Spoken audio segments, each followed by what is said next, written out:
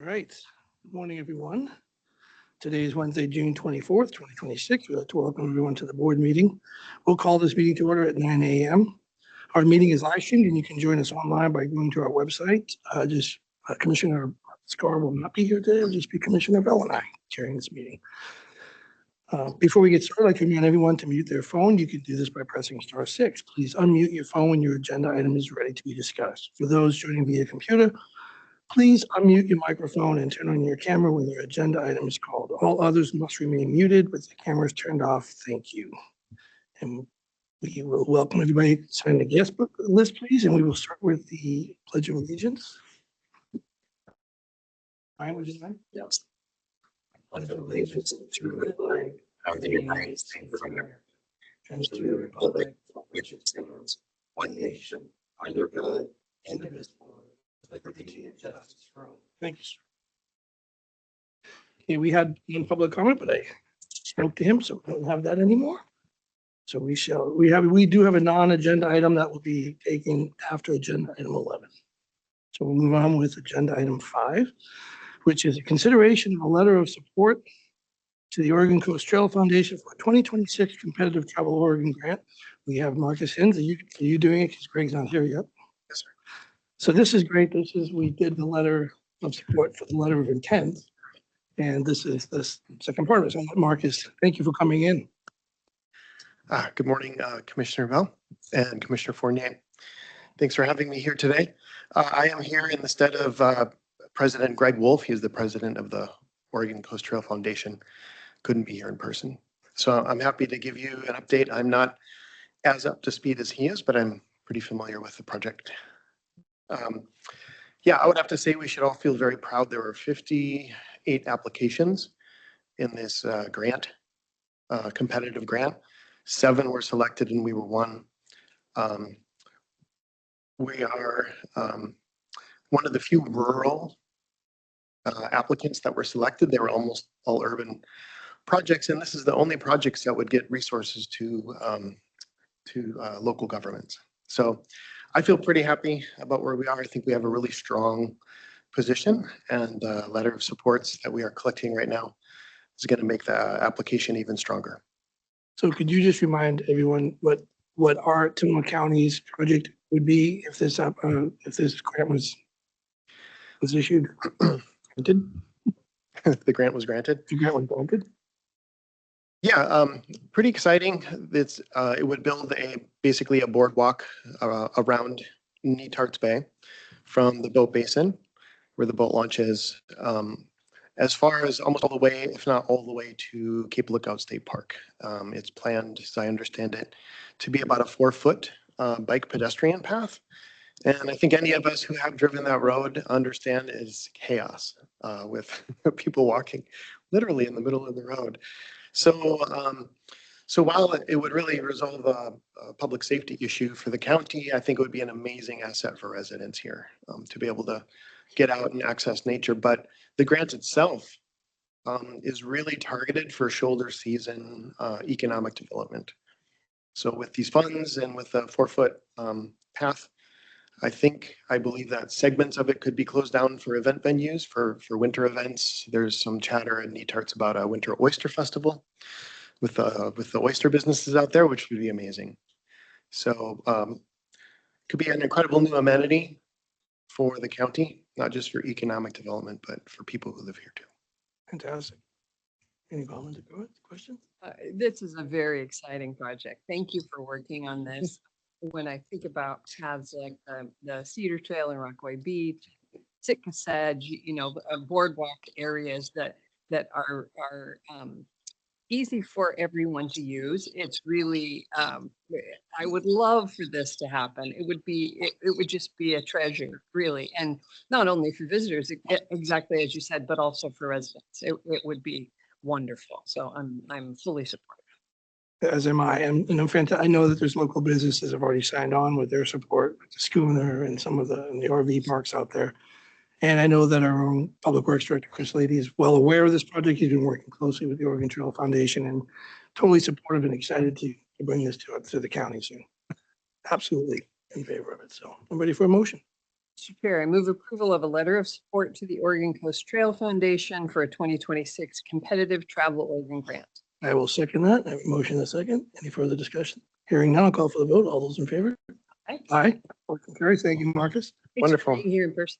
Thanks for having me in person, and let's bring home the bacon. Yeah. Let's go get it. Thank you. Get it. Thank you so much.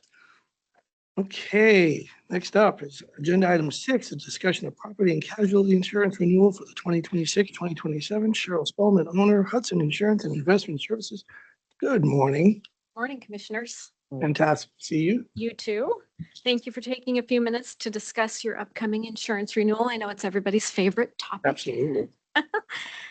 But this year, I actually have a little bit of good news for you. It's not decrease good news, but it's better than it has been in a long time. So this year, the overall rate increase for the county is under 2%, 1.4 to be exact, which I have not seen in 25 years of doing this. That is inclusive of approximately $7 million in additional property coverage based on the addition of a couple of locations and the trend that's applied every year to keep up with inflation, changes to the GL budgetary figures, and then changes in your auto and mobile equipment schedules. And so the lower than average rate increase is due in part to kind of a leveling off of property reinsurance rates, but it's primarily due to the county's good loss experience. So at this stage, the county has across all lines of coverage on your property and casualty side, a 4% loss ratio, which is excellent. Anything under a 30% is considered good. So Oh, wow. 4% is excellent. To put that into perspective for you, over the course of the last 5 years, you've carried a per occurrence deductible plan. And in those 5 years, you've had 59 general liability and auto liability claims. Of those claims, only 19 still have outstanding reserves. And of all of them, only 2 have ever reached your full deductible payout. So what that translates to is that your current premium savings on the 5 years of deductible plans is just under $536,000. And if all of those outstanding claims were to pay out in full, the 19 that are still left, you would still realize a savings of $446,000. So needless to say, that deductible plan has been a good, successful plan for the county. As I do every year, I have researched your various deductible options just to see if there is a way to save any kind of premium for the county. At this point, based on the success that you've had on your standard per occurrence deductible plan, it doesn't really make sense to move on to a retro plan. I looked into that thoroughly this year. I do think future discussion on it is warranted, especially as premiums increase. But at this stage, had you been on the highest level of a retro plan over the course of the last 10 years compared to the same exact time frame on a standard deductible plan, your savings would have been comparable. But your exposure under the retro plan your future exposure under the retro plan would have been much more significant than your current deductible plan. So it really doesn't make sense based on the level of the increase this year to change from the plan that you're on. So all of that being said, in a nutshell, I guess then my recommendation to the county is that you would stay with your current $25,000 per occurrence deductible plan, which amounts to an increase of $12,189.42, bringing your total annual premium to $855,540.96. And with that, Great. turn it over to you. Great report. Comments, questions? Thank you. That's really great news. And bravo to county leaders who are keeping our safety and risk level, safety high, risk low. You know, it was amazing to hear you say that anything under 30% is considered good, and we're at 4%. So for those of you county leaders who are listening, bravo, well done. That's extraordinary. And I'm always the big price tag always hits me, but I'm cognizant of the fact that it could have been more, you know, that this increase is less than previous increases. So, and obviously we need it. So I'm grateful for your diligent work in always looking for the best policies and best options for us. So thank you. Yeah, I concur. And, 1.4% is less than what we've been seeing across the board on everything. So I appreciate it. And I do love that we use the local insurance broker for this. In fact, my insurance broker for this, so that's fantastic. I had no say in that. This is way before my time. All right, ready for a motion. Mr. Chair, I move approval of property and casualty insurance renewal for 2026, 2027 with Cheryl Spellman and Hudson Insurance and Investment Services. I will second that. I have a motion and a second. Any further discussion? Hearing none, call for vote. Aye. Aye. Motion carries. Thanks, Cheryl. Thank you. Thanks for coming in person. Thank you. All right, next up is Melody. Calm down. Agenda item 7 is consideration of a letter of request to the Department of Justice for a no-cost extension to the comprehensive opioid stimulants and substance use site-based program, COSIP grant. Melody Ayers, our Tillamook Substance Use Response Project Director at Venice, Tillamook. Good morning. Good morning. I am delighted to be here again on one of my favorite topics, and how is Tillamook County addressing opioid use and substance use disorder? And I think one of the key messages that I like to emphasize is, if you think nothing's been being done about this, you're not in the right place, because we are doing things. We are doing active outreach. I neglected to get the most current number from Bridget on how many people have been connected to services since we launched the active outreach pathway in September. But the last number that I'd heard was 45. So we are over 45 people that have now been connected to services through active outreach. Some of that is medication-assisted treatment. Some of that is wound care. Some of that is housing. Some of that is food. So not every single contact has to do with substance use disorder treatment, but sometimes you start with, I'm hungry. Sometimes you start with, I need a safe place to sleep. So the county was awarded this federal COSIP grant back in 2023. I think you got the award notification in August or September of that year.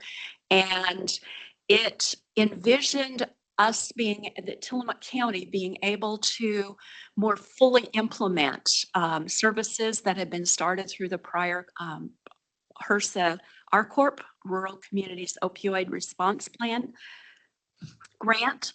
It paid for a project management director and a project manager coordinator. There were supplies, there was payment to funds to establish a liaison, and we're calling that right now a deflection ally. The amendment, it's been approved by a grant award modification, and the paperwork's just slowly wending its way through the process for CARE to employ someone who will do that frontline work, who works with law enforcement when they have a referral to make, who works with that active outreach out on the street, who works directly with people to connect them to the services they need. So we've got that pieces in there. There's quite a bit in here. It's a $1 million grant for over 3 years. There's a number of things that we didn't get to. Like any grant project, there are delays, there are things that happen, and, or I should say, like any project, even something at your house might be. 2 things that impacted the timing on this one had to do with, number one, we had to get the project management team in place. And so I got pulled back out of partial retirement, and then Bridget was hired, and we had us on board by early 2024. We had some state law that changed. We have Measure 110 in Oregon that said one thing, and then things swung back the other way by 2024. Then we had a lengthy government shutdown that impacted our ability to make any changes to the grant because nothing could get approved, and that was during a crucial point. We've had to look for a new research partner because the original partner was no longer able to support the project. And so we have that moving forward now. So in year 3, we're just getting back up to momentum and showing visible progress. And so what the Our Tillamook Consortium, as well as in talking with Commissioner Scar and other leaders in this work in our community, we'd like the chance for 12 more months to finish using the money that we haven't been able to use because of all of the delays. in the letter that I'm assuming folks have available to them online, there are 5 goals that we've been working on through this. And we give, I provide quarterly data to Isabel and to the county that is uploaded for these reports. And so what is in the letter is where we're at currently with those various goals. We have some pending activities that we haven't even gotten to because of, mostly in our case, because of the Oregon legal situation with decriminalizing and then recriminalizing certain possession levels. And so in the letter, you see that we have some pending activities to be completed during the extension of 12 months, which would end September 2027. There is a very high level grant funds estimated utilization during the requested period.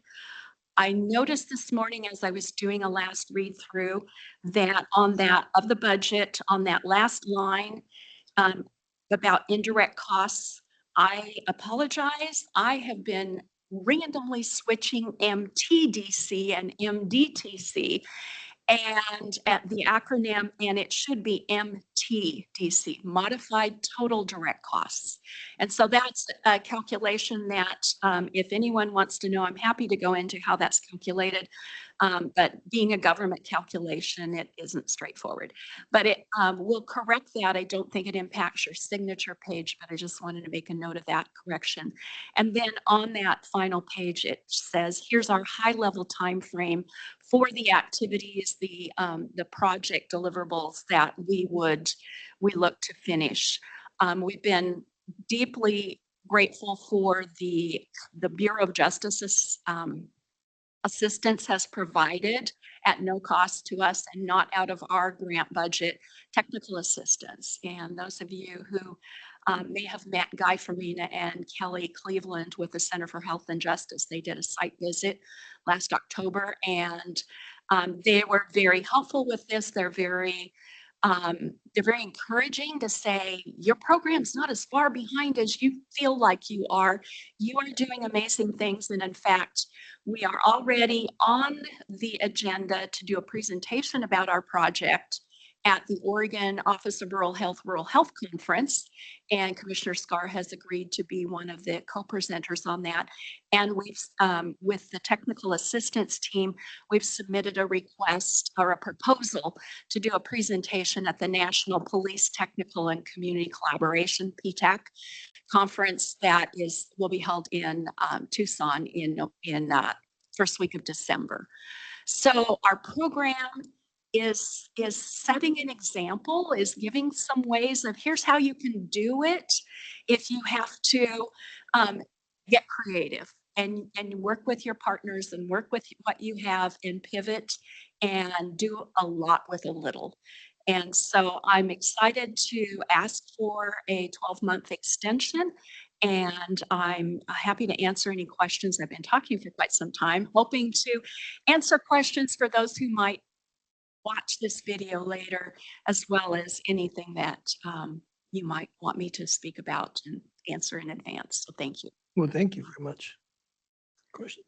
Thank you. Thank you, Melody. Thank you for your work on this. Thanks for being with us this morning to explain it. It is an extraordinary project, and I love the way you explained it, that we came together collaboratively with community partners to come up with a creative solution for maximum impact with minimum spending and minimum resources. And I'm really proud of the work that the organization is doing. And by all accounts, it's really making a difference. It's making a measurable difference. And so I'm fully supportive of the work continuing and the grant continuing to be able to finish spending the unspent funds. I think it's a no-brainer for us to continue doing the good work. So thank you. I agree, and I hope that they will take our consideration. They will take it into consideration to give us that 12-month extension, so I'm fully supportive. Mr. Chair, I move approval of a letter of request to the Department of Justice for a no-cost extension of the Comprehensive Opioid Stimulants and Substance Use Site-Based Program, COSSUP, a grant. I second that. I have a motion and a second. Any further discussion? Call for the vote. All those in favor? Aye. Aye. Thank you, Melody. Thanks, Melody. Thank you Thank for coming in person.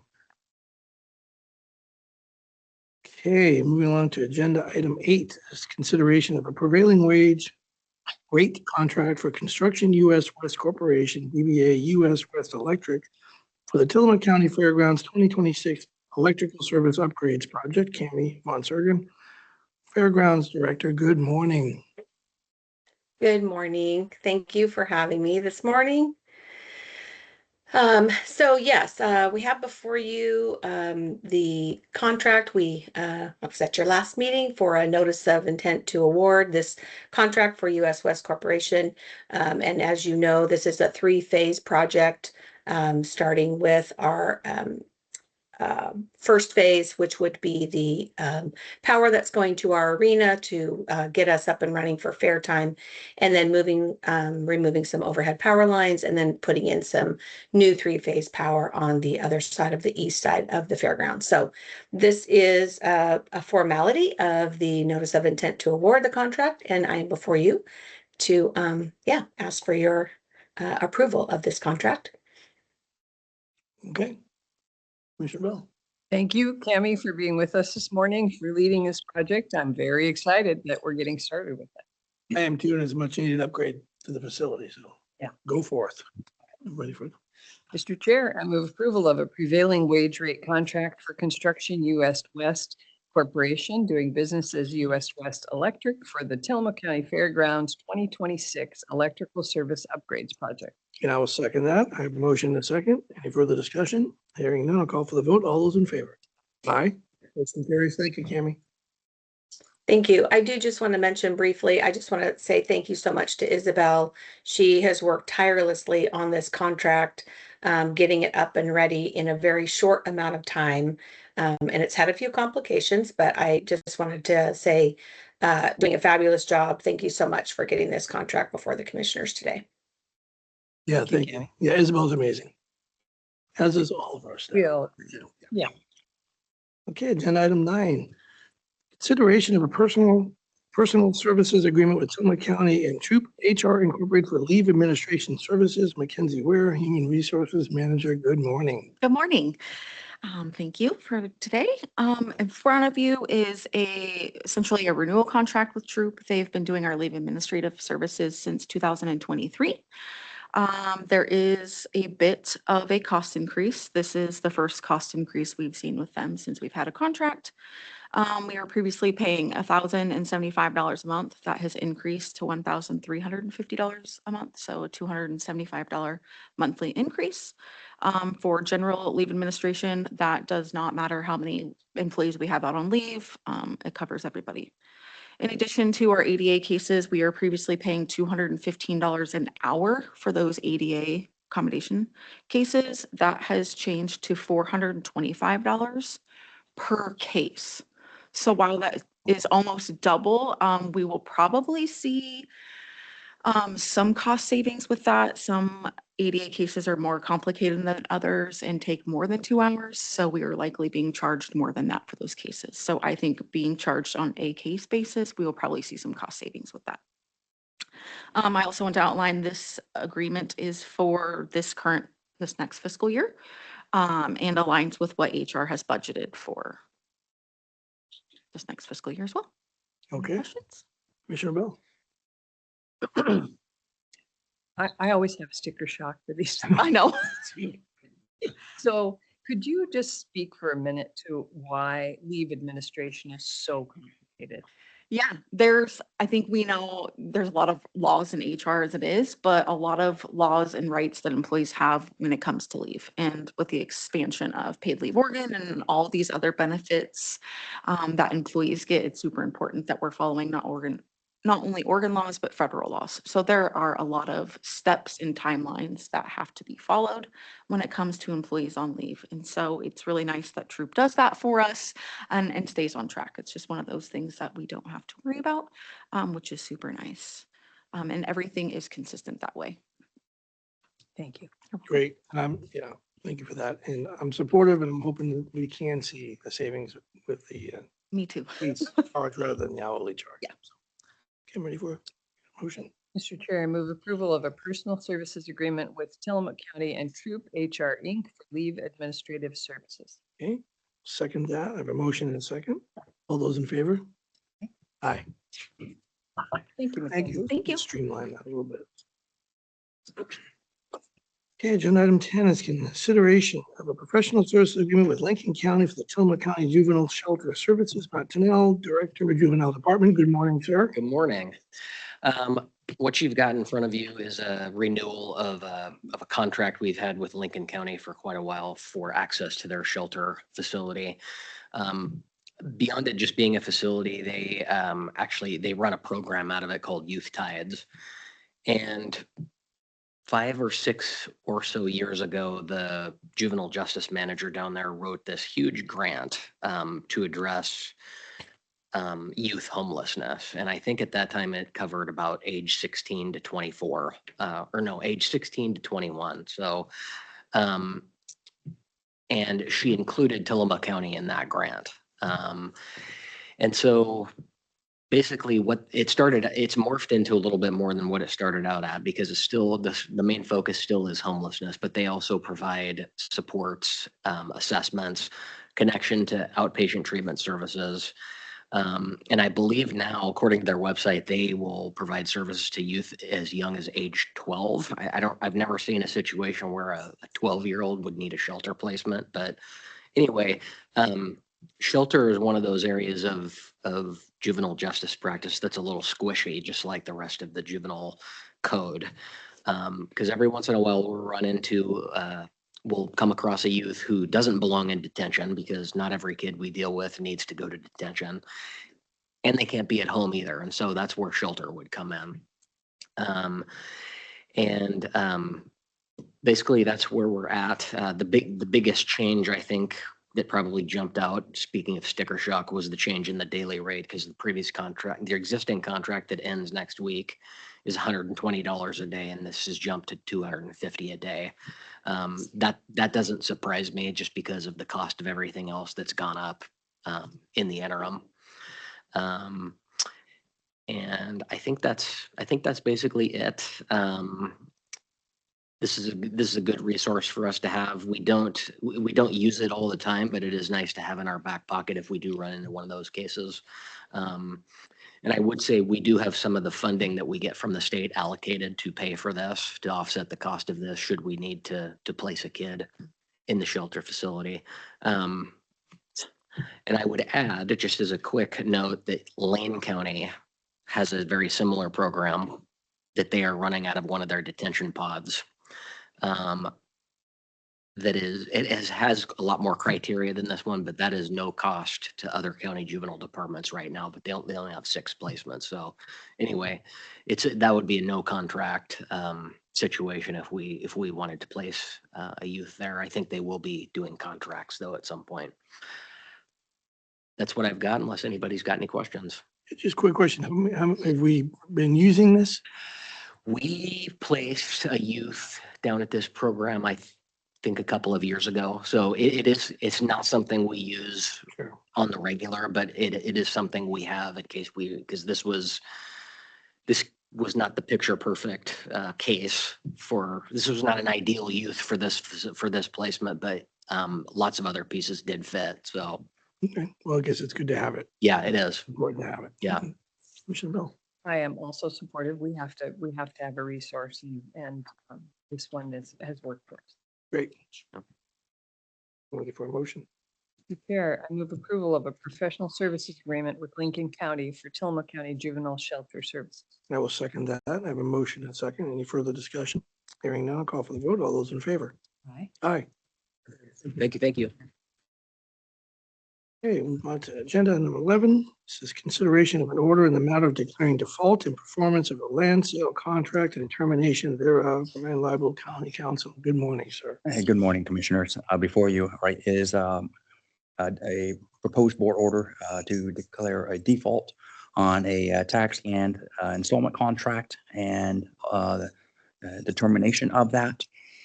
For background, in April of 2021, the county entered into a land installment contract with Jonathan Hedden and his then spouse to buy a certain property where under that contract, they would make monthly payments in the purchase of the property, but also pay the property taxes as well. In May of 2023, the county entered into a novation agreement with the parties, wherein Mr. Hedden accepted the rights and interest of his then spouse, who had transferred them for rights and interest in the property to him, and he then fully accepted all the obligations that for him to comply with the terms and conditions of that contract. And so now he is the sole buyer of that property because of the novation agreement in 2023. In July, mid-July 2025, Mr. Joel Stevens, County Council, had sent Mr. Hedden a notice of default because he had missed the July 2025 payment under the contract.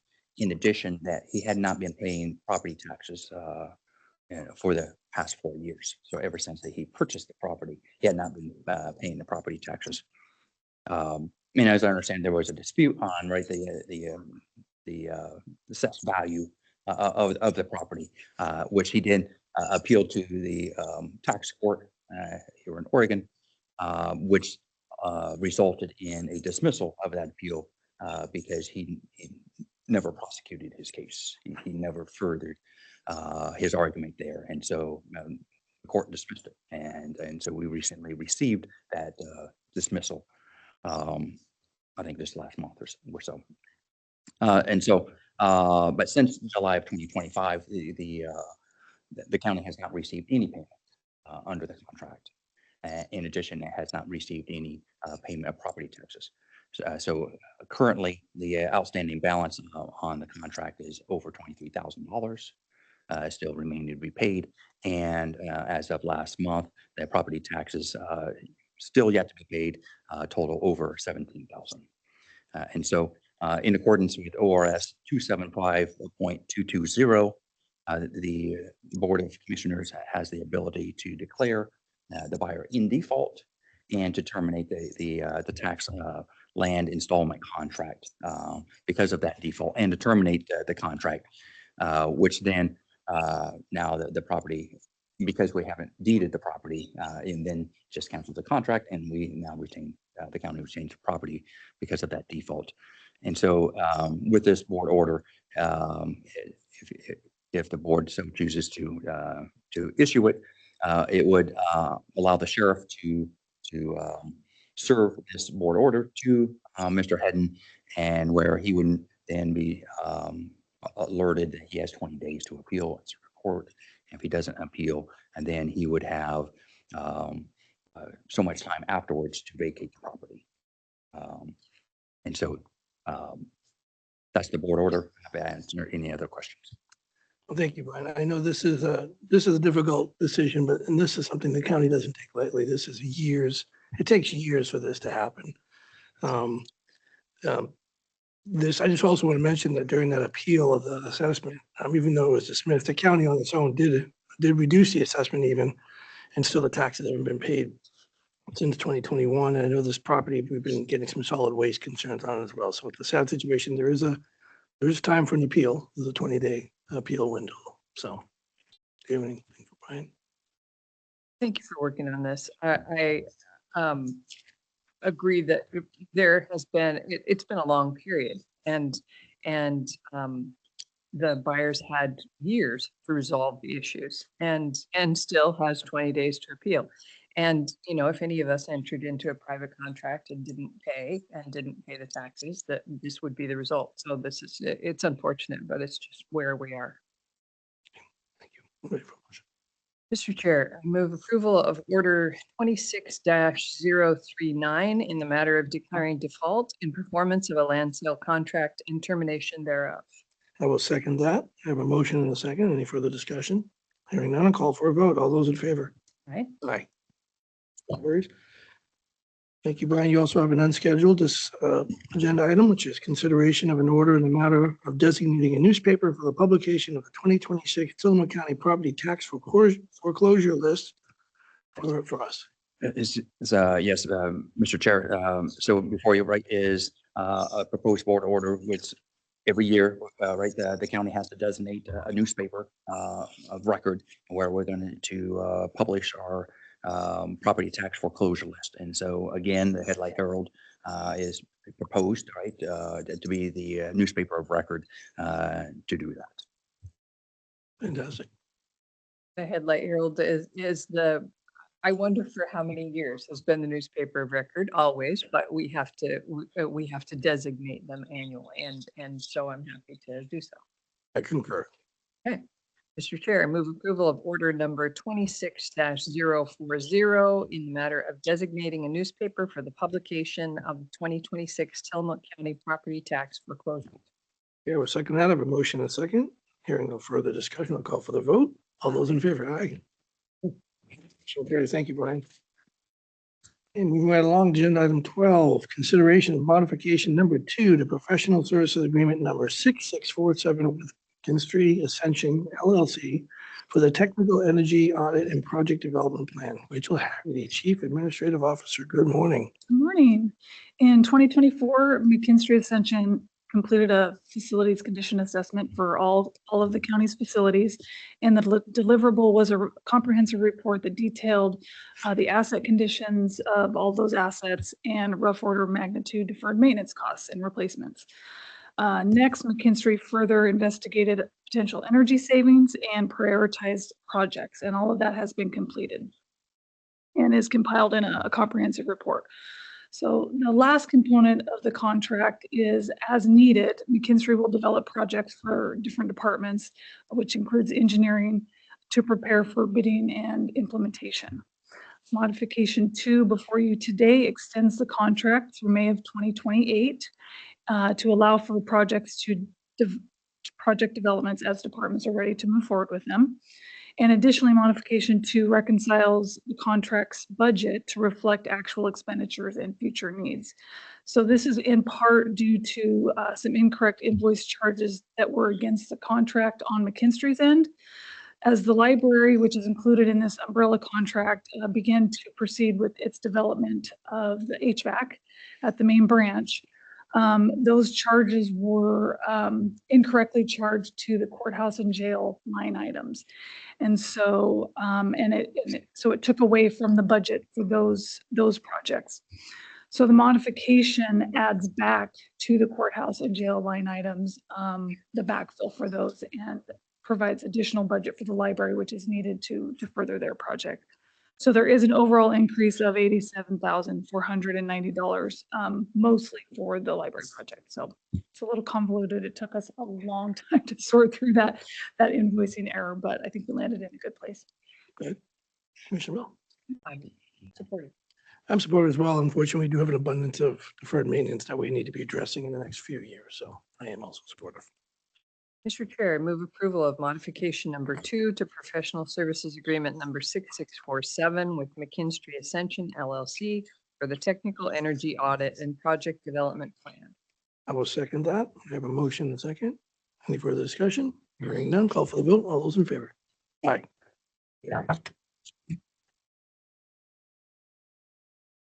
Deborah Jacob, come on down.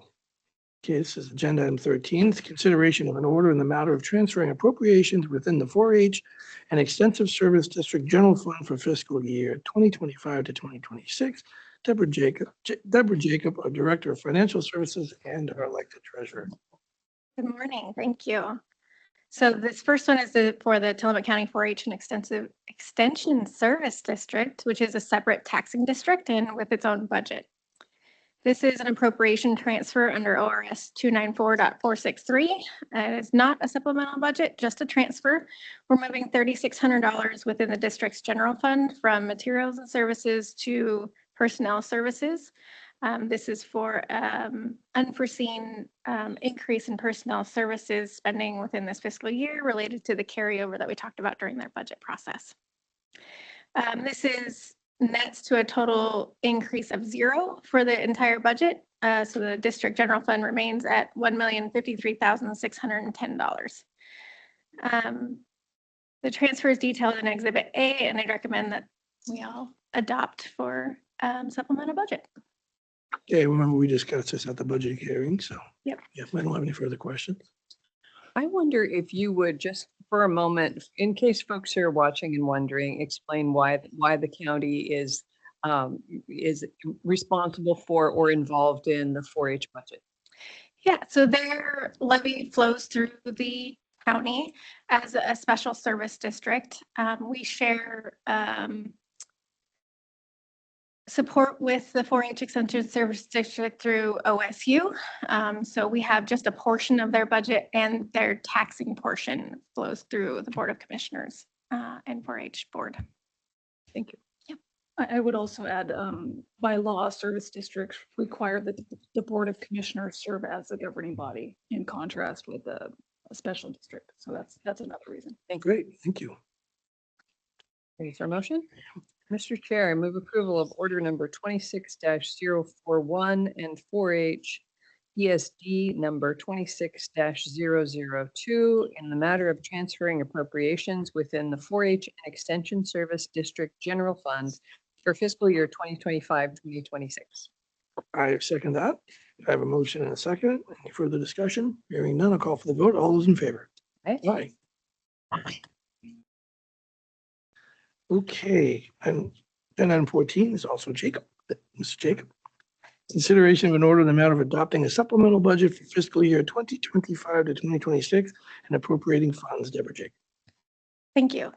This is for the general county budget. This is a supplemental budget for fiscal year 25-26 with a grand total changes of $205,800 adopted under ORS 294.471.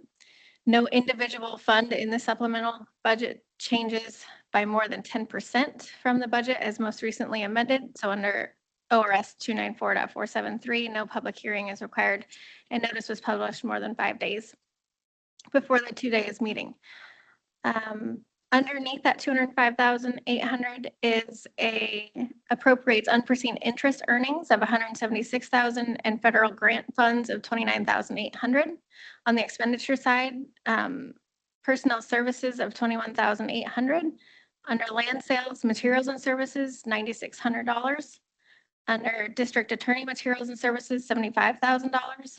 And emergency management materials and services, $99,400. Both sides balance $205,800 against a general fund of roughly $35.5 million following that supplemental budget adoption. Okay. Mr. Bill. No question. Don't either. All right, Mr. Chair, I move approval of order number 26-042 in the matter of adopting a supplemental budget for fiscal year 2025-2026 and appropriating funds. I will second that. I have a motion and a second. Any further discussion? Hearing none, I'll call for the vote. All those in favor? Aye. Motion carries. Thank you very much. Oh, we have time. Okay, so we have a 9:30 specific supplemental budget hearing concerning adoption of a supplemental budget for the fiscal year 2025 and appropriating funds. Deborah Jacob, Financial Director and Treasurer. Thank you. So this is the supplemental budget that requires a public hearing. Funds did change greater than 10% with this supplemental budget. It's adopted under ORS 294.471 in the grand total of $2,683,000. The largest piece of this goes to county school fund, which appropriates unforeseen state timber revenue of $4,625,000 in total after supplemental budget, and for federal forest revenue of $310,000. The county is essentially a pass-through for this supplemental budget with the county school fund. That money is distributed out to county schools directly. It also appropriates opioid settlement dollars. It funds an interfund transfer from the National Opioid Settlement Fund to our COSSUP program fund and appropriates that transfer on the COSSUP side for program expenses. COSSUP, due to a reimbursement timing and carryover expense, will be in the negative at the fiscal year end without this transfer and will likely be transferred back to national opioid settlement within the next year when that reimbursement is received. Finally, item appropriates higher than estimated beginning fund balances that weren't known at adoption in the computer reserve fund toward computer and office equipment, and in the American Rescue Plan Fund towards materials and services and capital outlay. Each fund with the need, purpose, and amount is itemized in Exhibit A, and that covers all the line items. Okay, this public hearing, do we have public comment option here? So now you'll open that here. Okay, I'm now opening the public hearing. At 9:45. Deborah, do we have anybody sign up for public comment for this? None? I will end the public hearing at 9:45. 16. I think it was 16. Okay, this is consideration of an order in the matter of adopting a supplemental budget for fiscal year 2025, 2026 and appropriating funds. Mhm. So. Anything else to add? there's No, nothing else to add. else. I'm so sorry. I'm ready for a motion if you are. It's an awkward transition. The script wasn't clear either. So I would appreciate if you could just speak for a moment to why we do a supplemental budget. Yes. So under Oregon budget law, we have to remain at appropriation levels or under within a fiscal year. So our budgets are appropriated. The general fund is appropriated by program. The special revenue funds are appropriated by object class category, which is personnel services, materials and services, capital outlay. If during the course of a fiscal year, unforeseen circumstances arise that we will go over within those appropriations, we must do a supplemental budget to correct the budget. Thank you. Yes. My layman's understanding is that the county is obligated to have a balanced budget. And through the year, as things change, sometimes we bring in more revenue, like with timber than anticipated, or we have unexpected expenses as things change, which they normally do and always will. We have to supplement the budget to account for the changes so that we balance out. Is that, have I Yes. answered that? Yes, and changes can occur within an appropriation that don't require supplemental budget. So when you see these before the board, this means that our appropriation levels need to be raised or decreased due to changes throughout. Other changes can go within appropriations, but yes, it still has to remain balanced. Thank you very much. Yes. Ready for a motion? I am. Mr. Chair, I move approval of order number 26-043 in the matter of adopting a supplemental budget for fiscal year 2025, 2026 and appropriating funds. I will second that. For a motion and a second, hearing no further discussion, I'll call for a vote. All those in favor? Aye. Thank you. Thank you, Deborah.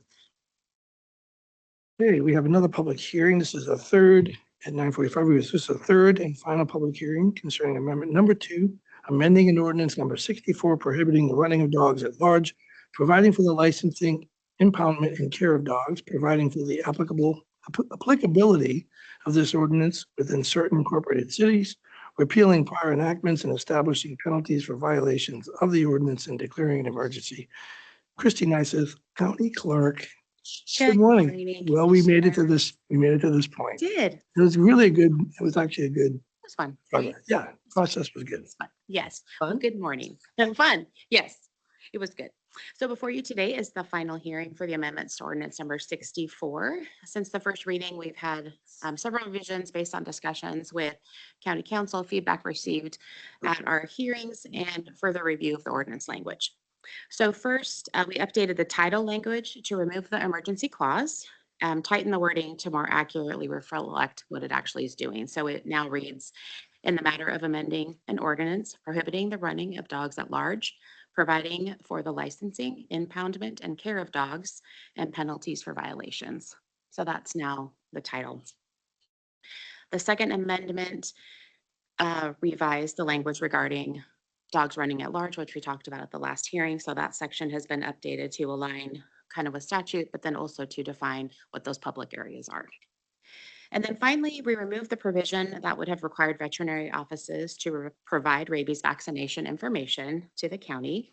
While I received positive feedback from veterinary offices when I spoke with them, after further discussion with county council, we determined that a collaborative approach outside the ordinance would be a better path forward.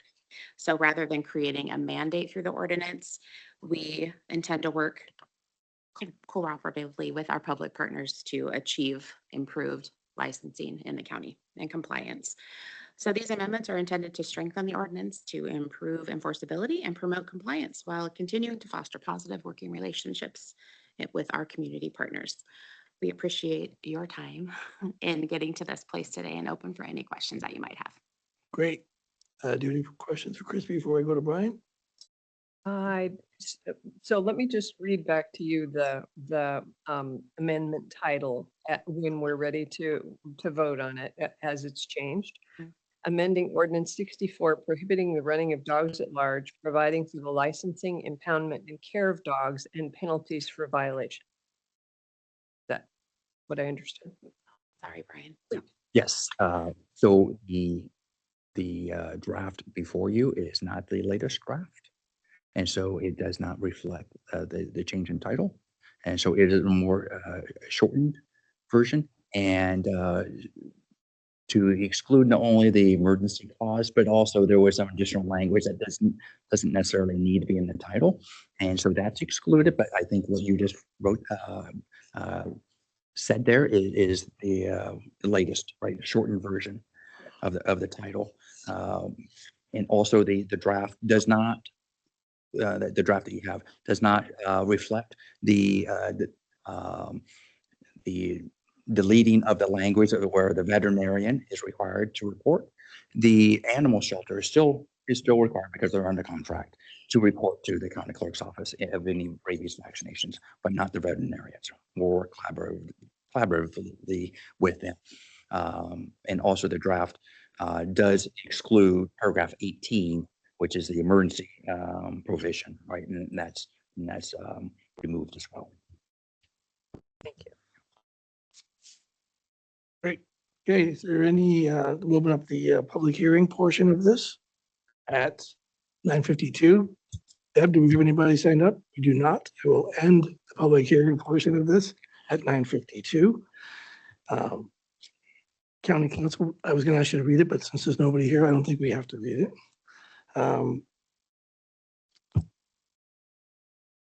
Just going down my little script here and make sure we got, so anyways, we can go ahead and talk about this now. Okay. Close the hearing. Yeah. Get to read it first. Close the hearing. Oh, I already did. Okay. I already did. Thank you. Well, what I'd like to say about this is that it's a long overdue and needed update, and I appreciate Christy for taking it on. This is the end of my second term, and we've been talking about this, the clerk's office for the whole time that I've been in office since 2019, so probably before then. And Christy, this is the first time the clerk has had the bandwidth to take this on, and I appreciate you doing it. And I want to say that I appreciate this process because this is really how a public hearing process should go. You know, we let the public know, hey, we're updating this, and the public let us know what their concerns were, and we changed, we changed accordingly. We said, oh my gosh, yeah, that's a good point. And so we've changed accordingly a couple of times, which is exactly how the public hearing process is intended to work. So I feel really good about this because the public has been communicating with us, and it does inform our decision. And we have changed and come up with something now in this draft that I think addresses all the concerns that we heard, and it makes sense for Tillamook County. So I'm grateful for your work and grateful for all of the public comments we received, which were really very helpful. And so I feel good about it moving forward. I do as well. And Commissioner Scar is not here, and she had brought up some points that were important to her, and I think those were addressed in here. So I agree with everything you said. This is one of the things where, as we go forward with more ordinances, because we are updating and cleaning up our ordinances, they're going to be doing this process again. And this is a perfect example of how the process works. The original draft is not the final. It's not, as Rachel likes to say, it's not fully cooked. And And this process is how we get to that point. So I'm really proud of this. We definitely made the changes that made sense, even last minute, like even the, I think that's a great move to just work collaborative with them. And the intent of what we want to do is still there. So I'm great if you want Ready for a to. motion? I am. Mr. Chair, I move approval of amendment number 2, amending an ordinance number 64, prohibiting the running of dogs at large, providing for the licensing, impoundment, and care of dogs, and penalties for violation. I will second that. I have a motion and a second. Any further discussion? Hearing none, I'll call for the vote. All those in favor? Aye. Thank you. Great you. work. Great getting it across the finish line. Really Thank you. appreciate you doing that. Appreciate you guys. Thank you. Okay, we do have an executive session, but I'm gonna go ahead. Do we have any board concerns you want to share today? Not right. Okay. I'm gonna go ahead and read all the meetings prior to the going into executive session, and then Ryan, I'll talk to you about why we're meeting. The board briefing scheduled for Wednesday, today, June 24th, 2026 at 2 p.m. has been canceled. Independence Day is an observed holiday for the county and the Oregon State Circuit Court, all county offices in Tillamook County Courthouse, and the Tillamook County Library, administrative offices in the jail, and Justice Facility, Public Works Department, Department of Community Development, Surveyor's Office, and Health and Human Services Department and clinics, and the State Circuit Court will be closed on Friday, July 3rd, 2026. With that, I will go ahead and put this meeting in recess at 9:53, and we're going to be going into executive session. Counselor? Yes, Mr. Chair, this executive session is being held in pursuant to ORS 192.660, subparagraph 2E, to conduct deliberations with persons designated by the governing body to negotiate real property transactions. Great. We'll go into executive session, 9:56. I'm going to take a reconvene this board briefing at a board meeting at 10:37, and I will adjourn it at 10:37 a.m. Thank you, folks.